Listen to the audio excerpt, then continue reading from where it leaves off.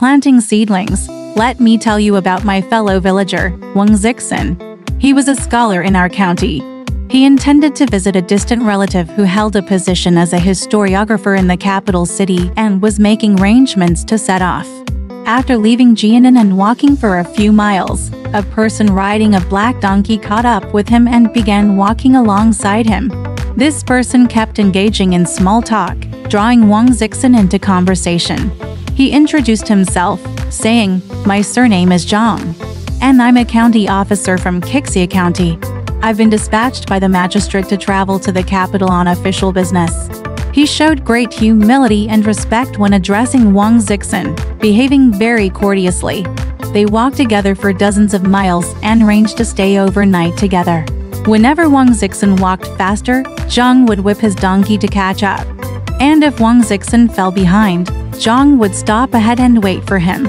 Wang Zixin's servant was very suspicious of Zhang and harshly urged him to stay away, not allowing him to follow behind. Feeling embarrassed, Zhang left after cracking his whip. As evening approached, Wang Zixin checked into an inn. Passing by the front gate later, he saw Zhang drinking outside a building. Just as he was puzzled, Zhang spotted him as well. Zhang immediately stood up, bowed respectfully, and greeted Wang Zixin as if he were a servant, showing great humility. Wang Zixin casually exchanged greetings with him without suspecting anything. However, the servant remained vigilant throughout the night. When the rooster crowed, Zhang came to call Wang Zixin to continue their journey, but the servant rebuffed him, so Zhang left on his own. With the sun now risen, Wang Zixin resumed his journey. After walking for half a day, he saw a person riding a white donkey up ahead. This person was around 40 years old, neatly dressed, and looked like he might fall asleep and slide off the donkey at any moment. He alternated between walking ahead of Wang Zixin and trailing behind, covering several miles without ever parting from him. Wang Zixin, curious, asked him, "What were you up to last night that you're in such a daze?" Startled, the person stretched and yawned, saying, "I'm from Qingyuan, surname Zhu. Gao Jing, the magistrate of Linzi County, is my cousin. My older brother teaches at Gao's residence, so I went to see him and receive some gifts. Last night, I mistakenly ended up sharing accommodations with the planting seedlings. I stayed alert all night and didn't dare to close my eyes. I'm so tired that I'm half asleep in broad daylight." Wang Zixin inquired about planting seedlings, and Zhu explained that there were dishonest individuals who used sweet talk to deceive travelers into staying with them, aiming to swindle their money. He warned Wang Zixin to be cautious. Wang Zixin agreed, and since he had previous connections with the magistrate of Linzi County, he didn't doubt Zhu's story. They conversed amicably, and Wang Zixin even asked about Zhu's brother. They agreed to stay at the same inn that evening. However, Wang Zixin's servant remained suspicious of Zhu and secretly discussed the matter with the innkeeper.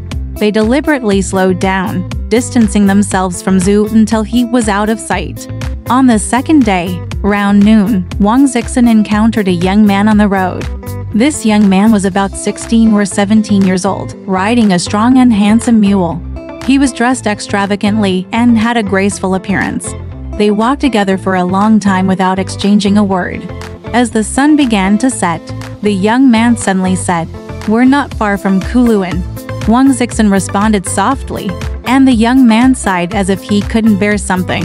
Wang Zixin asked about the reason, and the young man sighed, "I'm from Jiangnan, surname Jin. After 3 years of arduous study, I hope to pass the exams, but unexpectedly, I failed to do so. My older brother is a high-ranking official in the capital, so I brought my family here to seek solace. However, I've never traveled a long distance before, and the dust and sand are vexing." He wiped his sweat with a red handkerchief and sighed repeatedly. Wang Zixin detected a southern accent in his speech, soft and melodious like a woman's.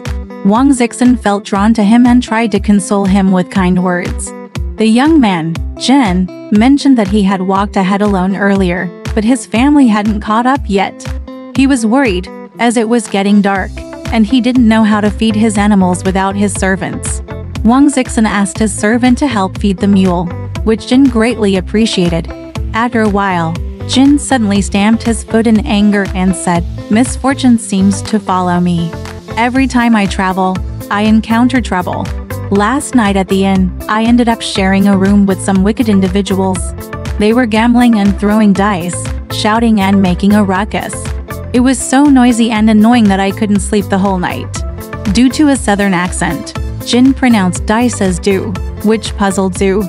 Jin mimicked the shape of dice with his hands, and Zhu then pulled out a die from his pocket, asking, "Is this what you mean?" Jin confirmed, and they began playing a drinking game with the die. They drank merrily. When the alcohol was nearly finished, Zhu suggested they all play a dice game to determine the host. Wang Zixin declined, claiming ignorance, but Zhu and Jin started shouting and gambling. Zhu secretly told Wang Zixin, "Please don't let it slip. This wealthy young man from the south might not understand the tricks of gambling. I'll win some money from him, and tomorrow I'll definitely treat you as my guest." Zhu and Jin moved to the adjacent room, where the sounds of gambling soon echoed. Wang Zixin, curious, glanced over and saw Qixia County's county officer, Zhang, among the gamblers. Wang Zixin was surprised and chose to lie down under his blanket. After a while, the others came to pull Wang Zixin into the gambling, but he steadfastly refused, claiming he didn't know how to play. Zhu offered to gamble on his behalf, but Wang Zixin declined. Eventually, Zhu and Jin forcefully took up the dice on Wang Zixin's behalf. Later, Zhu came to Wang Zixin and reported, "You've won a considerable amount of chips." Wang Zixin, half asleep, acknowledged. Suddenly, a group of people entered, chattering in a foreign language. Their leader introduced himself as Tong, a Manchu banner officer responsible for patrolling and apprehending gamblers. Gambling was strictly prohibited by law, and people were frightened. Tong initially threatened Wang Zixin, who defended himself using his status as a historian. Tong's demeanor softened, and he engaged Wang Zixin in a conversation about their shared background, inviting everyone to continue the gambling. They resumed gambling, with Tong also participating. Wang Zixin told Zhu, "I don't care about the outcome. I just want to sleep, please don't disturb me." Ignoring his request, Zhu repeatedly reported the results to Wang Zixin. When the game finally ended, they tallied their chips, and Wang Zixin had lost a substantial amount. Tong searched Wang Zixin's purse and took the silver coins as compensation. Wang Zixin angrily protested, but Jin secretly caught his arm and said, "These are all deceitful people with malicious intentions.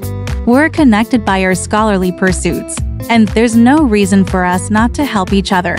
Luckily, I've won a fair amount during this game, so it can offset the losses. The money Zhu owed me will now be paid by you, and you can get it back from him later. It's just a temporary arrangement to deceive them. Tomorrow night, we'll settle the actual debts. This is an act to temporarily fool them. With our moral bond, they won't truly take your money, right?" Wang Zixin, trusting by nature, believed Jin's words. Jin left and informed Tong about the plan to exchange the money. In front of everyone, Jin opened Wang Zixin's purse, put the silver coins into his own pouch, and proceeded to ask Zhu and Zhang for money. With his bedding, Jin lay down beside Wang Zixin, sharing the same pillow. Jin's bedding was exquisite. Wang Zixin invited his servant to sleep on the bed, and everyone settled down without speaking. After a long time, Jin intentionally turned his body and pressed his buttocks against the servant. The servant moved away, but Jin continued to approach. When the servant touched Jin's smooth and greasy buttocks, he became roused, and they began to get intimate. Jin was even more attentive. Wang Zixin heard the movement of the blanket but didn't suspect anything, despite feeling surprised. As dawn approached, Jin got up and urged everyone to leave early. He said, "Seeing how weak and tired your donkey is, I'll hold on to the silver I kept for you until we reach the destination ahead." Before Wang Zixin could reply, Jin had already packed his belongings onto the mule.